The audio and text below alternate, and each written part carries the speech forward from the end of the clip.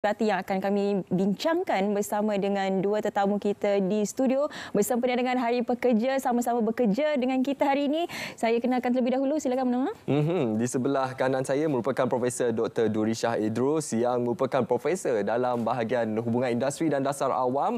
Dan di sebelah sana merupakan Tuan Kamarul Baharin Mansor, merupakan Setiausaha Agong Kongres Kesatuan Sekerja Malaysia. Selamat Hari Pekerja. Terima kasih, Nawang. Sihat hari ini, ya? Alhamdulillah. Alhamdulillah. Hari ini 1 Mei cukup signifikan untuk semua pekerja, bukan sahaja di Malaysia, di seluruh dunia ini. Tapi kita nak tahu terlebih dahulu erti sambutan Hari Pekerja ini, khususnya untuk pekerja dan juga mungkin untuk Prof sendiri mewakili majikan bagaimana? Saya mulakan dengan Tuan Kamarul.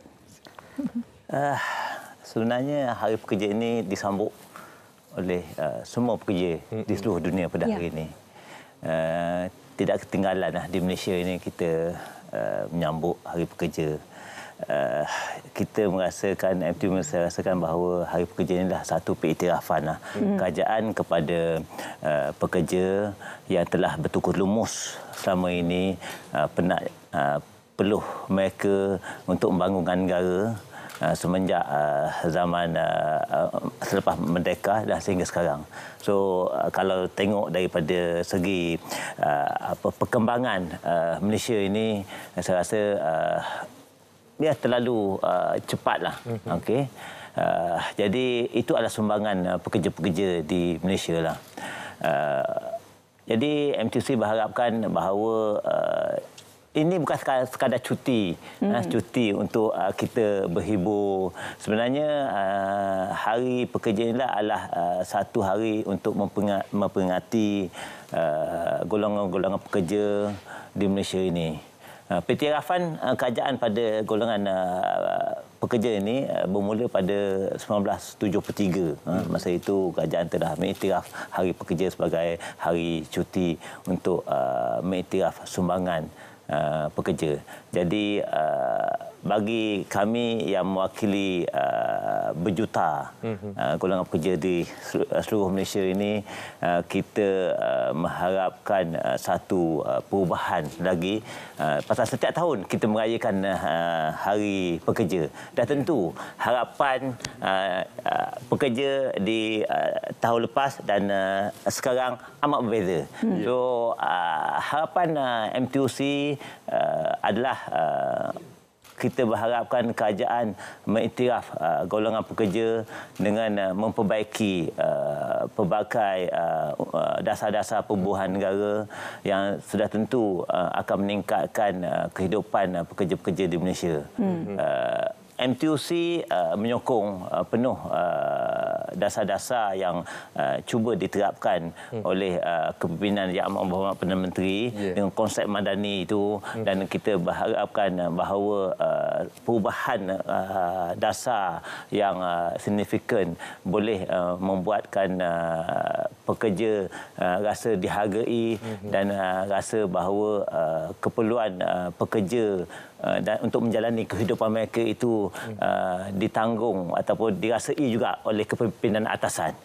Pasal dengan keadaan sekarang ini, saya rasa profesor pun akan mengungut dengan kos harga hidup yang terlalu tinggi, dan banyak pekerja-pekerja yang baru graduate yang tidak dapat bekerja dengan mismatching yang banyak, tidak sepadanan pekerjaan itu yang tinggi, dengan kerja-kerja yang yang kurang lagi, masih lagi kita anak-anak muda masih lagi mencari kerja yang stabil untuk menampung kehidupan mereka. Jadi dengan Hari Pekerja inilah saya MTUC menyeru kepada kepimpinan Yang Amat Berhormat Perdana Menteri untuk melihat semula dasar-dasar pembuahan negara, dan ini adalah kali pertama saya rasa Yang Amat Berhormat Perdana Menteri merayakan Hari Pekerja bersama-sama pekerja, dan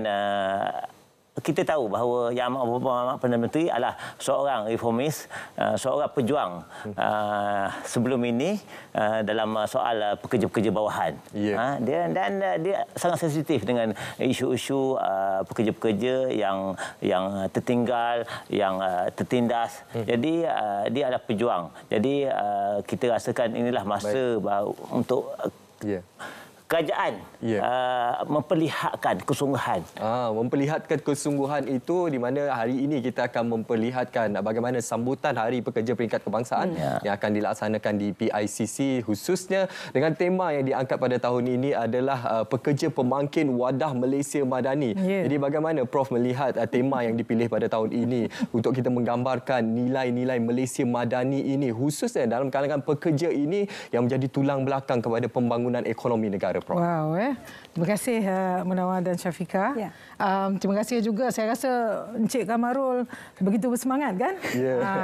Saya boleh faham perasaan beliau selaku pejuang kesatuan sekerja. MTUC adalah penaung kepada semua kesatuan sekerja sektor swasta.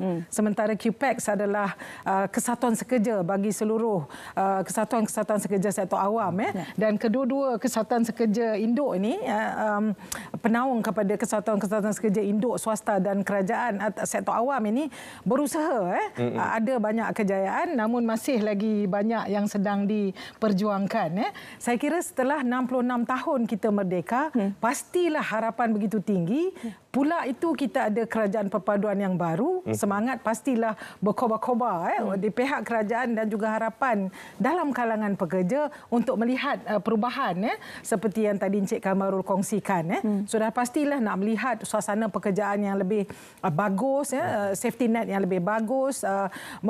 Saya dengar MTUC juga berharap kepada skim pencen, tetapi di situ saya mungkin ada pandangan yang sedikit berbeza, mungkin tidak mampu untuk mengadakan skim pencen untuk seluruh pekerja di Malaysia termasuk sektor swasta, tetapi mungkin ada kaedah-kaedah lebih baik untuk memastikan kesejahteraan pekerja dari mula bekerja sehingga hari tuanya itu dijamin oleh lamanya dia berkhidmat sebagai pekerja tersebut. Jika tidak, akan saya rasa sambutan Hari Pekerja ini seperti tahun demi tahun, tetapi pekerja tidak merasakan roh dia, iaitu benar-benar sambutan ini menggambarkan kejayaan mereka, peningkatan kedudukan mereka, kita kata keluarga mereka juga turut sama meningkat, dan nampak dari sudut kerjaya mana hala tuju pekerja-pekerja Malaysia berbanding di negara maju, ataupun juga mungkin merasakan di mana diri mereka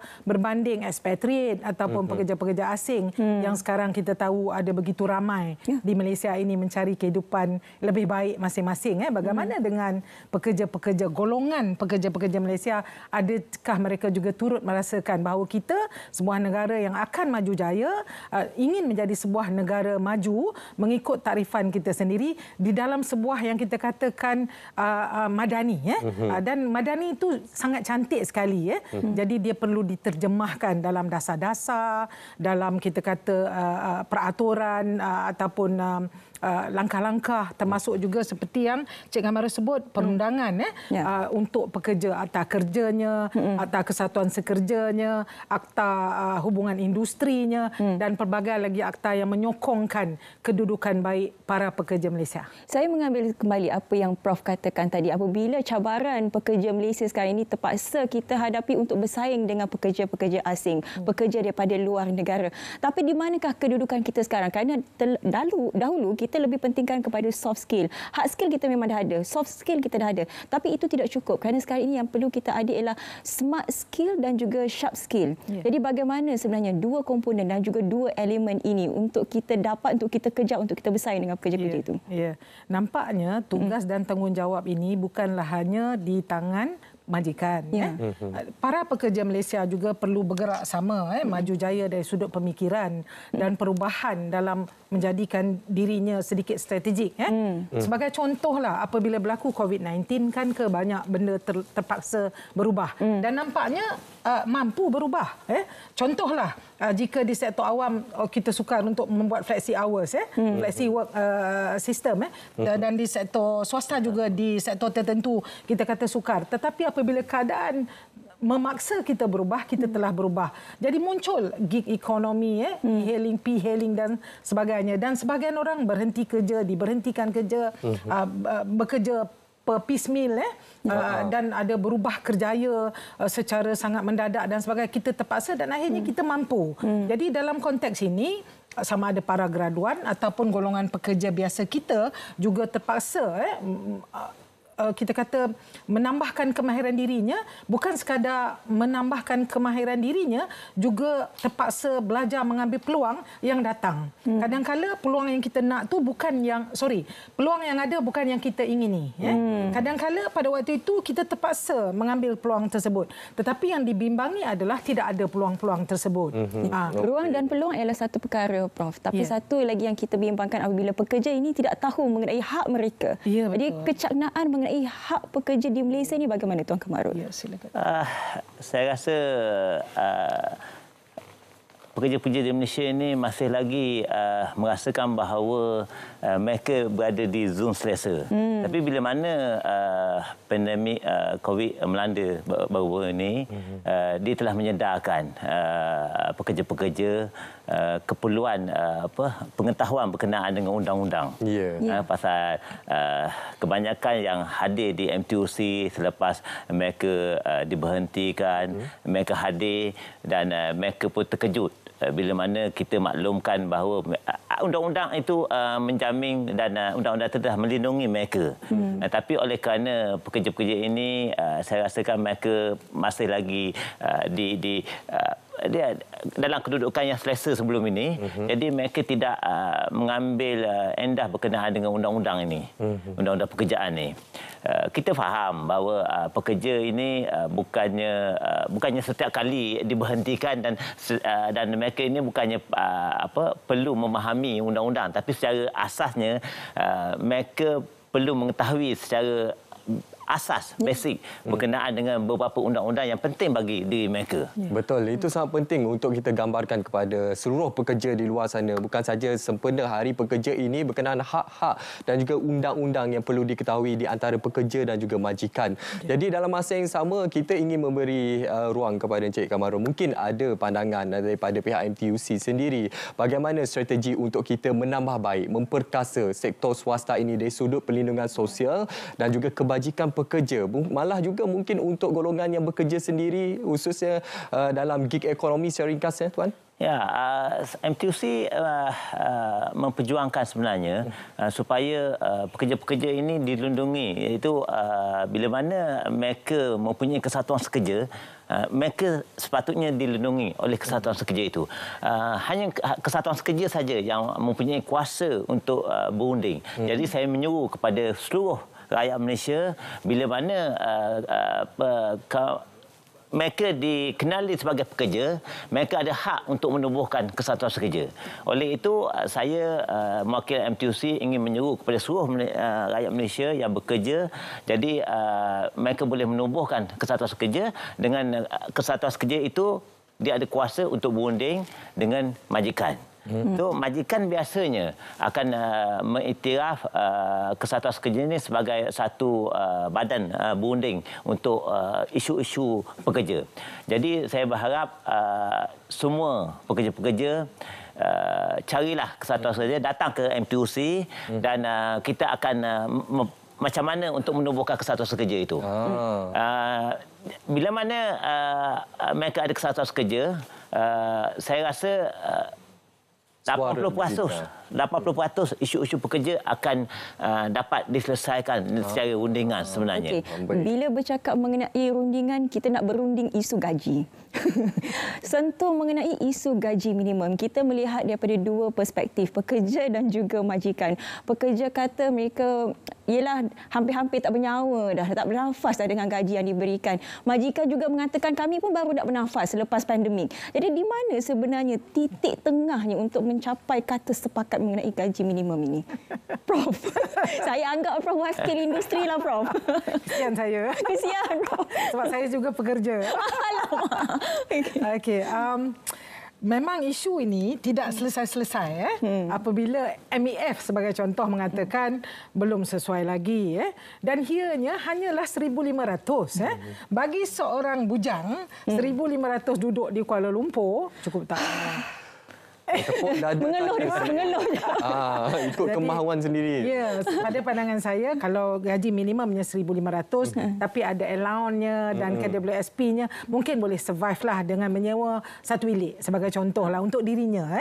Tapi sekiranya seorang itu berkeluarga, ada anak, ada isteri atau suami, sudah pastilah 1,500 itu tidak mencukupi dan terpaksalah semua ahli keluarga mungkin bekerja. Jadi kalau Bank Negara Malaysia mengatakan sepatutnya 2,700 sepatutnya 2,700 bolehlah.